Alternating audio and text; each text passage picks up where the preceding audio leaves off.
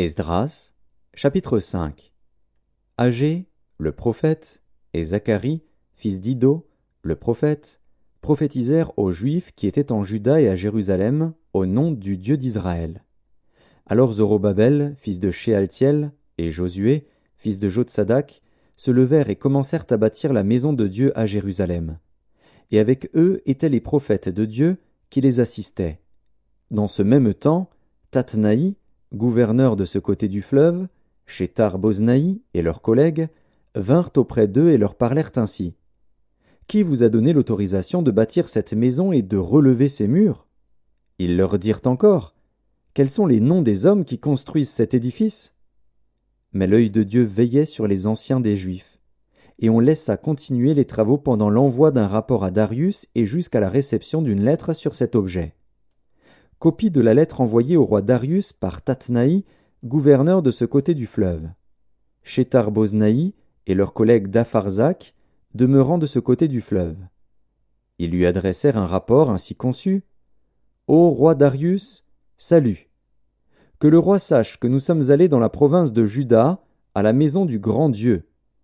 Elle se construit en pierre de taille, et le bois se pose dans les murs. Le travail marche rapidement et réussit entre leurs mains. Nous avons interrogé les anciens, et nous leur avons ainsi parlé. Qui vous a donné l'autorisation de bâtir cette maison et de relever ses murs ? Nous leur avons aussi demandé leurs noms pour te les faire connaître, et nous avons mis par écrit les noms des hommes qui sont à leur tête. Voici la réponse qu'ils nous ont faite. Nous sommes les serviteurs du Dieu des cieux et de la terre, et nous rebâtissons la maison qui avait été construite il y a bien des années. Un grand roi d'Israël l'avait bâtie et achevée.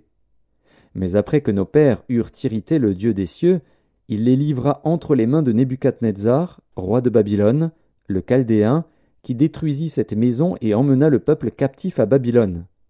Toutefois, la première année de Cyrus, roi de Babylone, le roi Cyrus donna l'ordre de rebâtir cette maison de Dieu.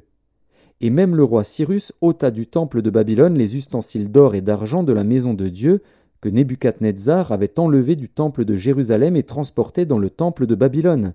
Il les fit remettre au nommé Sheshbatsar, qu'il établit gouverneur, et il lui dit « Prends ces ustensiles, va les déposer dans le temple de Jérusalem et que la maison de Dieu soit rebâtie sur le lieu où elle était. » Ce Sheshbatsar est donc venu, et il a posé les fondements de la maison de Dieu à Jérusalem. Depuis lors jusqu'à présent elle se construit, et elle n'est pas achevée.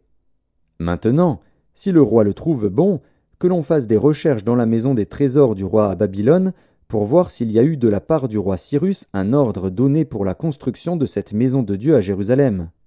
Puis, que le roi nous transmette sa volonté sur cet objet.